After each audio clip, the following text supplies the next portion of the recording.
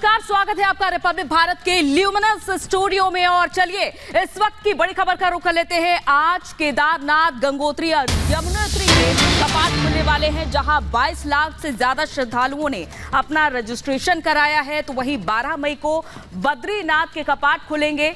तो आज जहां श्रद्धालु दर्शन कर सकेंगे और आज से केदारनाथ के कपाट खुल रहे हैं। चारधाम यात्रा की आज से शुरुआत हो रही है। और आपको बताते चले कि इस बार 22 लाख से ज्यादा श्रद्धालुओं ने रजिस्ट्रेशन करवाया है। तो वहीं पिछली बार की यात्रा में 55 लाख से ज्यादा श्रद्धालुओं ने अपना रजिस्ट्रेशन कराया था। तो 6:55 पर ये कपाट खुलेंगे, जहां अब ये लंबा इंतजार खत्म होगा और ये श्रद्धालु केदारनाथ के दर्शन कर पाएंगे। और चारधाम यात्रा की आज से शुरुआत हो रही है। तो 3 कपाट आज खुलेंगे, गंगोत्री, यमुनोत्री और केदारनाथ। तो वहीं 12 मई को बद्रीनाथ के कपाट खुलेंगे। तो श्रद्धा, भक्ति, रंग और उमंग यहाँ पर बिखरे हुए नजर आ रहे हैं चारों तरफ इन पहाड़ की वादियों में। और आज से ये श्रद्धालु दर्शन करने के लिए तैयार होंगे, जहां ये तैयारियां भी पूरी कर ली गई हैं। इस बार केदारनाथ में आप देख सकते हैं कि भक्ति भाव यहां पर चारों ओर उमड़ा हुआ नजर आ रहा है।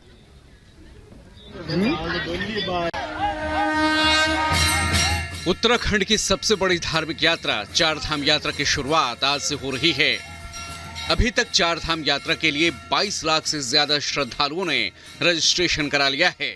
आज केदारनाथ, गंगोत्री और यमुनोत्री के कपाट खोले जाएंगे। केदारनाथ, यमुनोत्री और गंगोत्री के कपाट खोले जाने को लेकर श्रद्धालुओं में भारी उत्साह है। केदारनाथ धाम को इस मौके पर खास फूलों से सजाया गया है। देर शाम तक केदारनाथ में 16,000 से ज्यादा श्रद्धालु पहुंच चुके थे, जबकि अभी भी पैदल रास्ते पर श्रद्धालुओं का आवागमन जारी है। वहीं कपाट खुलने के मौके पर आज सीएम पुष्कर सिंह धामी भी मौजूद रहेंगे।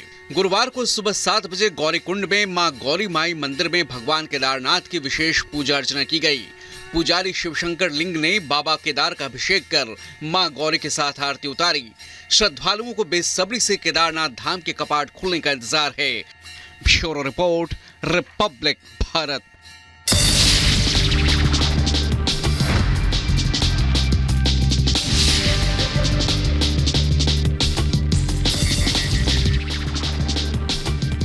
पीएम नरेंद्र मोदी का आज महाराष्ट्र, तेलंगाना और ओडिशा का दौरा। महाराष्ट्र और तेलंगाना में पीएम मोदी करेंगे जनसभा। तो भुवनेश्वर पहुंचकर PM Modi mega road show करेंगे। गृहमंत्री अमित शाह का आज झारखंड और बंगाल दौरा। झारखंड में एक जनसभा को तो बंगाल में 2 जनसभाओं को संबोधित करेंगे शाह। जनता के सामने रखेंगे मोदी सरकार की उपलब्धियां। हरियाणा और चंडीगढ़ में बीजेपी के राष्ट्रीय अध्यक्ष जेपी नड्डा का आज दौरा। पंचकुला के सेक्टर 7 में नड्डा करेंगे रोड शो। शाम करीब 5 बजे चंडीगढ़ में करेंगे जनसभा को संबोधित।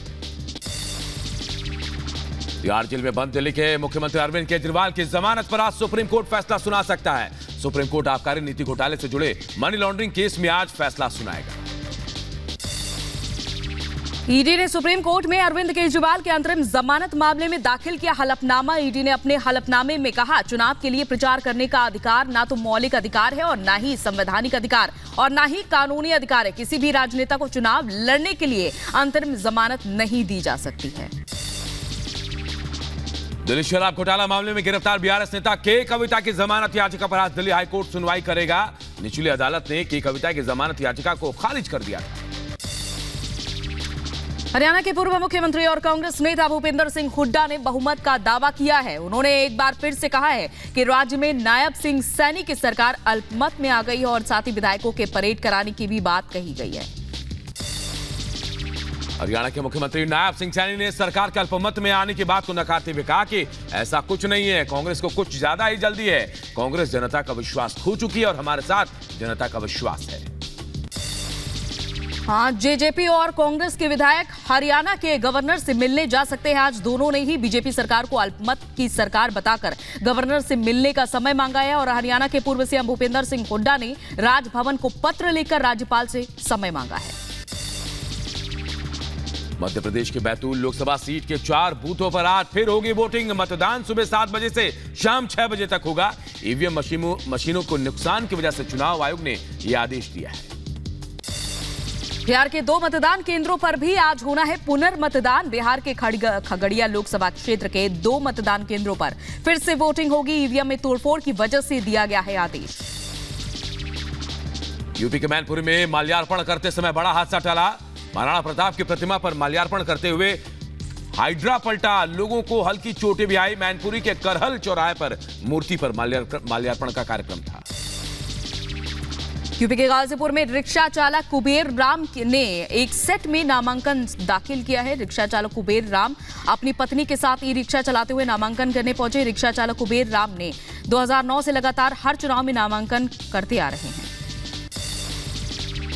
त्रिपुरा के राज्यपाल एन इंद्रसेन रेड्डी नल्लू ने अयोध्या पहुंचकर रामलला के दर्शन किए। राज्यपाल का महर्षि वाल्मीकि एयरपोर्ट पर अधिकारियों ने स्वागत किया। राज्यपाल ने कहा कि पहले भगवान श्री राम को टीवी में देखा था, आज प्रत्यक्ष रूप से रामलला का दर्शन करने अयोध्या पहुंचा। उपराष्ट्रपति जगदीप धनखड़ आज अयोध्या में रामलला के दर्शन करेंगे। सरयू घाट पर होने वाली आरती में भी शामिल होंगे। यूपी के लखीमपुर पहुंचे मुख्यमंत्री योगी आदित्यनाथ ने 2 जनसभाओं को संबोधित किया। छोटी काशी के नाम से मशहूर गोला, गोलकर्णनाथ और मोहम्मदी में जनसभाओं को संबोधित किया। सीएम योगी ने कहा कि भारत के विकास के लिए, गरीब कल्याण के लिए बिना किसी भेदभाव के शासन की योजनाओं का लाभ गांव-गांव तक गरीब किसान, नौजवान, महिला और समाज के प्रत्येक तबके को मिल रहा है। मध्य प्रदेश की राजधानी भोपाल में एक घर से बरामद हुई नोटों की गड्डियां, पैसे गिनने का काम शुरू। हवाला के पैसे से एंगल से भी जांच हो रही है। आज से 4 धाम की यात्रा शुरू। 22 लाख श्रद्धालुओं ने रजिस्ट्रेशन कराया। आज केदारनाथ, गंगोत्री और यमुनोत्री के कपाट खुलेंगे। मिस यूनिवर्स शेनिस पलाइसियोस ताज का दीदार करने आगरा पहुंची। मिस यूनिवर्स ने ताजमहल का इतिहास भी जानने की दिलचस्पी दिखाई। ताज के साए में की गई जमकर फोटोग्राफी। यूपी के झांसी में एंटी करप्शन थाने के सामने हुई जमकर मारपीट। महिला सुरक्षा कर्मियों ने सब्जी बेचने वाली महिला को जमकर पीटा। यूपी के मथुरा में 2 पक्षों के बीच चले लाठी डंडे। प्रसाद और फूल माला की दुकान लगाने को लेकर विवाद हुआ था। दिल्ली के नरेला में इंडस्ट्रियल एरिया की फैक्ट्री में लगी भीषण आग। प्लास्टिक के जूते चप्पल बनाने की फैक्ट्री में आग लगी। मौके पर फायर ब्रिगेड की 20 गाड़ियां पहुंची। यूपी के आगरा में कपड़े के शोरूम में लगी आग। मौके पर पहुंची फायर ब्रिगेड की टीम ने कड़ी मशक्कत के बाद आग पर काबू पाया। आग लगने से लाखों का सामान का नुकसान हुआ। यूपी के बदायूं में संदिग्ध परिस्थितियों में एक घर में लगी आग। आग लगने से घर में रखा सारा सामान जलकर खाक हुआ। एलपीजी सिलेंडर के लीक होने से घर में आग लगी थी। यूपी के हाथरस में 2 महिलाओं के बीच हुई जमकर मारपीट। मारपीट का वीडियो सोशल मीडिया पर वायरल हुआ। यूपी के बदायूं में गंगा नहाने गए युवक की डूबने से मौत की खबर मिलने से परिवार में कोहराम मचा।